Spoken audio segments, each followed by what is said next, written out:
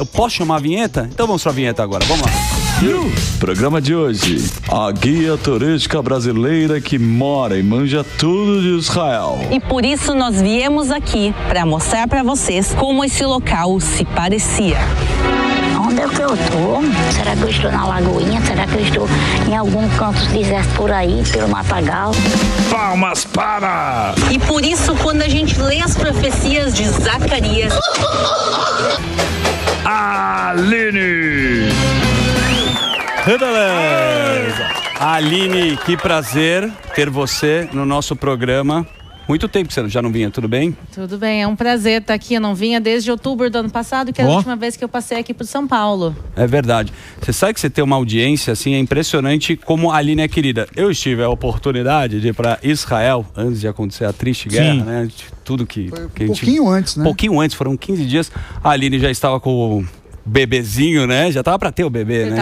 Grávida. Tava super grávida quando a gente saiu pra passear. E aí, cara, eu fiquei impressionado com a sua audiência ao vivo, cara. Ela não para de tirar foto em Israel. Tem uma audiência enorme de brasileiros, né? Obviamente, antes dessa situação, que visitam, né, Israel por causa do seu conteúdo. Olha, eu acho que os brasileiros têm um interesse muito grande por Israel, isso já não é de agora, isso é de anos, e eu acho que eu acabei caindo num buraco, num vácuo que existia, porque as pessoas queriam saber de Israel e tem pouquíssima gente em Israel criando conteúdo, ainda mais do tipo que eu faço, que é ir até os lugares, entrando nas cavernas, se arrastando nos buracos, indo em lugares às vezes que não são acessíveis ao público, então eu acabei tendo o privilégio de poder mostrar Israel mais a fundo para os brasileiros, também para o resto do mundo, mas para os brasileiros principalmente, para poderem se conectar com Israel. Eu acho que o pessoal realmente fica feliz e eu também fico muito feliz com tudo isso. Muito legal. Aliás, a gente tem uma audiência da Letícia que está aqui, ó, Letícia Daniel. Letícia e Daniel. Não, o sobrenome é Letícia Daniel. É a mesma pessoa. Boa, Sami. E o Rafael, que a família mora em Israel. Sensacional. E eles têm, eu vou dar pro Samidana e pro Rogério Morgado. Chama iToilet, que é aquela... Sabe aquela a privada japonesa? Limpa, seca e faz carinho? Sério? É sensacional. A família de vocês é de Israel, né? Você vai me dar? Tem um microfone pra eles? Não tem, né? O Delano falando não tá, muito alto. de Haifa, que legal. Perto de Haifa. E o Rodrigo, praia, né? O Rodrigo de Israel que participa aqui é amigo de... Ó, que legal. Então, bem-vindo aí, mais uma audiência. O que tem a ver a privada? Eles têm uma empresa que chama iToilet. Aí sim, hein? E vende aqui no Brasil. Vende no Brasil. Eu vou querer. Depois entra. Pô, isso é maravilhoso. Agora, falando nessa história, eu trouxe aqui pro Samidana, que eu fiquei muito triste, e as pessoas não entendem por que o antissemitismo cresce de uma forma exponencial. E aqui eu vou pedir até pro Bernardo colocar algumas fotos, vou te mostrar aqui, você deve conhecer. A propaganda nazista que a gente já conhecia do Adolf acontece no Oriente Médio desde a década de... desde a da Segunda Guerra Mundial e é muito forte, né? Sim, a gente viu claramente durante a Segunda Guerra Mundial um alinhamento entre lideranças árabes e também lideranças palestinas junto com os nazistas. O Mufti de Jerusalém foi encontrar com Hitler pessoalmente. Então a gente viu que essa conexão existia. O nazismo caiu, graças a Deus. A Alemanha nazista perdeu a Segunda Guerra Mundial, mas muito dessa ideologia continua viva e parte dela continua viva até os dias de hoje, também dentro de Gaza. Doutrinação, né, Albeta? O professor falava muito de doutrinação. Sim. Aliás, o professor Olavo gostava muito da história do Oriente Médio e falava da imigração na Europa, tudo isso, né? Tem muita doutrinação, professor? Então, eu queria perguntar para a Aline o seguinte, filha. Como é que está a doutrinação na questão das universidades lá? Porque a gente sabe que nos Estados Unidos, lá começou lá na Califórnia, toda essa questão ali da universidade do woke. E o antissemitismo também é muito forte lá, através da doutrina dos professores. Isso acontece nas universidades de Israel também? Então, em Israel, obviamente, isso acontece em uma escala muito, muito menor, porque a gente está falando que boa parte da população de Israel é judeu. Existe um conceito em inglês chamado self-hating Jew. Judeus que odeiam a si mesmo. Isso existe. Tá. Mas muito. Existe bastante, mas ainda assim são a minoria. Então, se a gente está falando em Israel, que é um país de maioria judaica e que todo mundo convive com judeus e que todo mundo vive ao lado de judeus, o antissemitismo, obviamente, em Israel é muito pequeno. Porém, Israel tem uma questão muito forte de liberdade de expressão. E sim, a gente viu dentro de universidades em Israel protestos anti-Israel. Então, e aí boa parte da sociedade critica isso, dizendo: vocês estão aqui em Israel, vocês estão estudando nas universidades israelenses, sendo subsidiadas pelo governo de Israel, porque é diferente tu estar nos Estados Unidos pagando do teu próprio bolso, outra coisa é ganhar bolsa de estudos, e boa parte das bolsas de estudos dos Estados Unidos são dadas por judeus. Perfeito. Parte deles, inclusive, a gente está cortando as verbas. E em Israel, quem banca as universidades é o governo, então é muito fácil tu protestar contra Israel e dizer: eu quero destruir Israel, enquanto tu fica ganhando dinheiro e bolsa de estudos. Aline, eu queria que você explicasse, que a gente vê aqui do Brasil e às vezes não entende direito. Em Israel existe uma massa crítica ao presidente, ao Benjamin Netanyahu. E eu queria que você explicasse por quê, o que essas pessoas que são a oposição dele falam, e eu imagino que tem relação com a tomada de Gaza, né? Então, se a gente for agora pensar no governo de Israel, o governo de Israel é um sistema parlamentarista. O Benjamin Netanyahu não ganhou a maioria nas eleições. Nunca na história de Israel ninguém ganhou a maioria das eleições. Como funciona em Israel? Tu tem que ter o parlamento todo tem 120 cadeiras, para te governar tu tem que ter a maioria, 60. Então um partido ganha 20 cadeiras, 10 cadeiras, 5 cadeiras, e eles se juntam, fazem a coalizão e começam a governar. Então o Benjamin Netanyahu, ele já não é muito popular há muitos anos. Já há protestos em massa em Israel contra o Benjamin Netanyahu muito antes do 7 de outubro. Mais ou menos 1 ano e meio antes do início da guerra, quer dizer, a gente está falando de 3 anos e meio, 4 anos de protestos contra ele. A questão é que ele conseguiu juntar ali alguns partidos, entre eles também partidos de extrema-direita, se juntar com eles e formar a coalizão, e por isso ele continua governando. Mas a gente vê que sim há oposição a ele. E a gente vai realmente ver isso com os nossos próprios olhos no ano que vem, porque ano que vem tem eleições em Israel. Israel é uma democracia, ano que vem está cumprindo 4 anos, então a gente vai ver como vai ser no ano que vem realmente. E aí tem que sair, porque já é reeleição. Não, Israel existe reeleições ilimitadas. Então, o primeiro-ministro pode governar quantos anos ele quiser, um político pode governar quantos anos ele quiser. Inclusive, tem um caso famoso do Teddy Kollek, que foi o prefeito de Jerusalém por nada mais, nada menos que 30 anos. Enquanto continua ganhando, continua governando. Mas a gente vai ver realmente. Se a eleição fosse hoje, o Benjamin Netanyahu não seria reeleito. Quer dizer, ele não conseguiria formar, ele não ganha nunca a maioria, mas mesmo juntando com outros partidos, ele não conseguiria formar o governo. E há críticas sérias, mas também eu entendo que Israel está numa posição que é quase impossível. Tu pode optar sair por Gaza, e o Hamas disse claramente: a gente vai se rearmar e fazer um 7 de outubro de novo.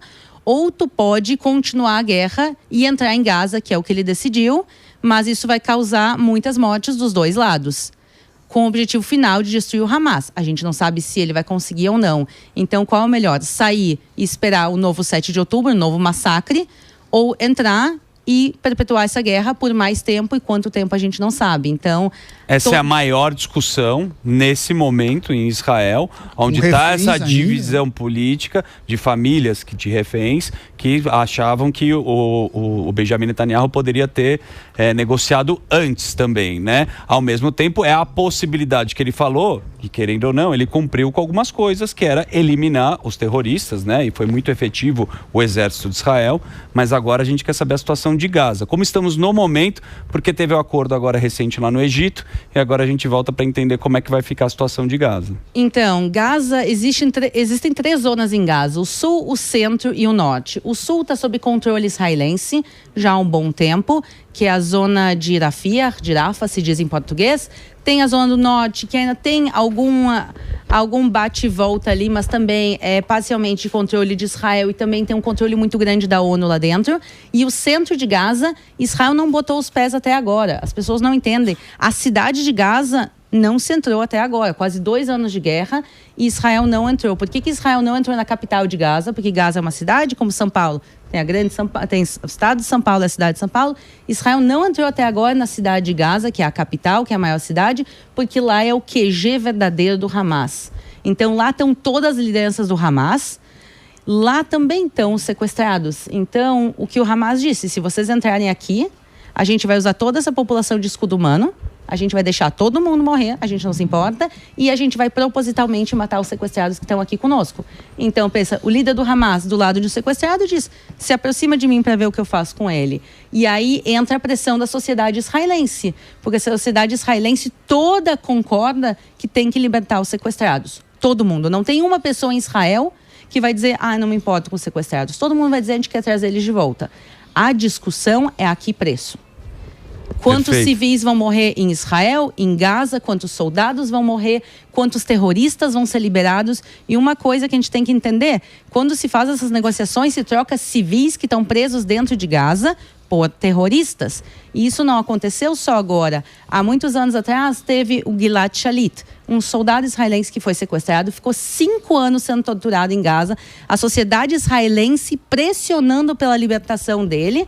E aí o Benjamin Netanyahu, que já governava então, ele saiu, voltou algumas vezes, mas ele governava, ele decidiu, ok, vamos liberar o Gilad Shalit em troca de mais de 1.000 terroristas. Entre esses terroristas estava o Yahya Sinwar, que era o líder do Hamas, da parte militar do Hamas, e foi ele e os caras que foram libertados também, os caras que foram libertados. Foi operado em Israel, né? Sim, ele foi operado em Israel, mas ele liderou o massacre do 7 de outubro. Olha isso. Então, também uma discussão interna em Israel é, ok, que terroristas a gente vai libertar? Quantos terroristas a gente vai libertar? Porque o Hamas, ele disse, a gente vai repetir o 7 de outubro. A gente vai morrer tentando matar vocês. E a pergunta é, ok, se vocês vão continuar tentando nos matar, a gente tem que aceitar isso ou a gente tem que eliminar o Hamas? Mas outra vez, eliminar o Hamas tem um custo muito grande para os dois lados. E é uma coisa que realmente não tem solução. E por isso, agora a pergunta é, para soltar esses 50 sequestrados, a pergunta é se a gente está disposto a soltar centenas, se não milhares de terroristas com sangue nas mãos. Meu Deus do céu, porque olha só, quando você faz essa negociação, segundo a linha aqui, Albeta, você vai trocar os reféns, às vezes um refém por 1.000 terroristas. É Exato. O que aconteceu no passado e iniciou o 7 de outubro. Então é muito difícil uma decisão, por isso que é uma coisa que a gente não consegue, né, ter... Mas o que você acha que pode acontecer? Na sua opinião, como seria o melhor acordo? Lembrando que tem um enfraquecimento, obviamente, do Hamas depois da guerra e muita gente tem uma teoria, né, Sami, que fala o seguinte, o Hamas sai e entra quem no lugar deles? Sim. Então, é justamente isso. Todo mundo diz, vamos terminar com a guerra, com a guerra, Israel para com a guerra. É óbvio, a gente é os primeiros a querer terminar com a guerra. Eu sou a primeira que quero terminar com a guerra. Meu marido é soldado reservista do Exército de Israel. Eu estou criando os meus filhos por quase 2 anos sozinha. Eu fico preocupada todos os dias com o bem-estar do meu marido. Eu não quero que a guerra termine. Eu sou a primeira que quero que isso termine. A questão é, ok, terminar como? E eu acho que ninguém tem uma resposta para isso simples. E eu acho que uma resposta simples realmente não existe. Não existe nenhuma solução. E todo mundo que fala termina a guerra, ninguém tem uma solução para isso.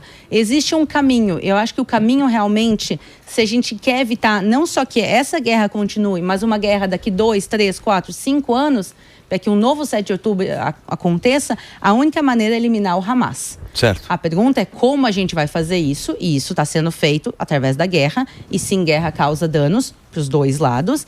A questão é, se houvesse um apoio internacional para enfraquecer o Hamas, isso ajudaria muito.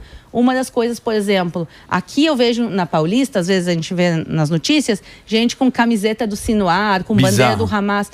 A Liga Árabe, os 22 principais países árabes muçulmanos fizeram há poucas semanas atrás um decreto dizendo que eles apoiavam o desarmamento do Hamas. Olha isso. Então tu vê as lideranças árabes muçulmanas do mundo dizendo que o Hamas tem que se desarmar e alunos mal informados ou mal intencionados aqui no Brasil e em outros lugares do mundo dizendo Hamas, lutadores da liberdade. Mas isso é assustador, né? A gente fica muito triste. É uma doutrinação, né? Como a gente falou, como aconteceu. Tem um documentário muito bom lá, chama Dia 8, né? 8 de outubro, que mostra a doutrinação das universidades americanas.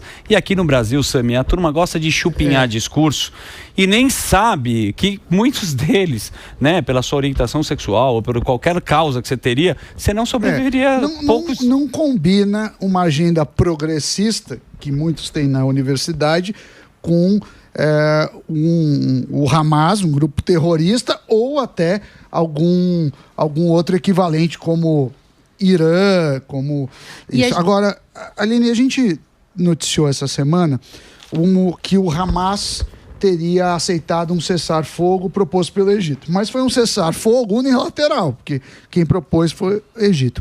Existe um caminho do Egito ser um meio termo entre Israel e o Hamas? ou não? O Egito é visto como um inimigo histórico de Israel? Então, o Egito tem acordo de paz com Israel, o Egito tem uma boa relação com Israel, obviamente, mas o Egito é um país que é um país árabe muçulmano. Então, quando a gente vê essas negociações, nenhum país é neutro.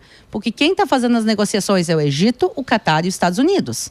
O Egito e o Catar, obviamente, estão, principalmente o Catar é um dos financiadores do Hamas, a liderança do Hamas por anos ficou dentro do Catar, então o Catar é claramente pró-Palestina e pró-Hamas. Os Estados Unidos é mais pro lado de Israel, obviamente, e o Egito está um pouco aqui, um pouco ali, mas um pouco mais voltado também pelo lado palestino. Por quê? Tem que lembrar que, no final das contas, o mais importante para o Sisi, que é o atual ditador do Egito, é o próprio povo dele. Se ele fizer alguma coisa que possa ser visto muito pró-Israel, ele pode ter repercussões dentro do seu próprio país. Então, o ideal realmente seria ter um negociador neutro. E por isso a gente falou muitas vezes, o Brasil poderia tomar um papel desses, um país grande e forte como o Brasil poderia tomar um papel desses, porém, infelizmente, a gente vê que nesse momento o governo atual do Brasil não é neutro, então não serviria. Pró-Palestina. Total, né? Nem é ser pró-Palestina, quase... porque eu acho que existe uma discussão saudável de ter o Estado palestino. O problema é ser pró-Hamas. Eu sou pró-Palestina, eu sou a favor da criação do Estado palestino, eu trabalho dentro da autoridade palestina, eu levo o trabalho para dentro da autoridade palestina, eu trabalho como guia quando eu levo os grupos para Israel, eu levo eles a visitar Israel e a Palestina, a gente leva para cidades da autoridade palestina, a gente faz questão de deixar eles comerem lá em restaurantes, a gente contrata guias palestinos, a gente faz questão de fazer isso para justamente a gente está aqui vivendo lado a lado e uma paz também depende de uma estabilidade econômica dos dois lados. Aline, o tempo foi curto aqui hoje, que teve tanta atração. Você tem que voltar mais vezes aqui. Quero mandar um beijo pro seu pai. Como é que chama seu pai? Jorge. Tá nos assistindo. Jorginho, parabéns pela filha. O Jorge é da nossa audiência, sempre assiste o programa Pânico. É muito legal o trabalho da Aline. E não sou eu que estou falando. É a audiência imensa que ela tem no YouTube. Você vai entrar no YouTube e veja um vídeo dela, a capacidade que ela tem de reportar o repertório histórico judaico de tudo que você quer saber sobre Israel, sobre o mundo, que ela faz muito bem. É a Aline em Israel, né? O seu YouTube. Quase. Israel com a Aline. Israel com a Aline, quase. Israel com a Aline. Pode ir lá, sigam a Aline também na rede social, que ela posta no Instagram, muita novidade. Obrigado pela sua participação, volte sempre aqui, se quiser deixar algum recado, fica à vontade também. Então, muito obrigada, eu quero convidar quem quiser me ver pessoalmente. Opa! Eu tenho um evento presencial gratuito aqui em São Paulo, nesse sábado. Legal. E também no domingo, em Campinas. Calma lá. Campinas. Campinas no domingo e no sábado aqui... Então, no sábado na Igreja Presbiteriana de Pinheiros, está agora aqui na tela, vocês podem ver. Tá bom. O convite às 18 horas na Rua Doutora Ruth Cardoso, 6151, Alto de Pinheiros, São Paulo. Vai ter palestras sobre a história que não se apaga, a história de Israel realmente. Vai ser uma palestra gratuita, muito interessante. E também no domingo, em Campinas de manhã, na Igreja Bola de Neve, que fica na igreja, na Avenida Nossa Senhora de Fátima, 697 às 10 da manhã. Às 10 da manhã, então vocês estão convidados. Que legal, que legal. Pode ir lá que você não vai se arrepender. Aline aqui no Pânico, daqui a pouco a gente volta.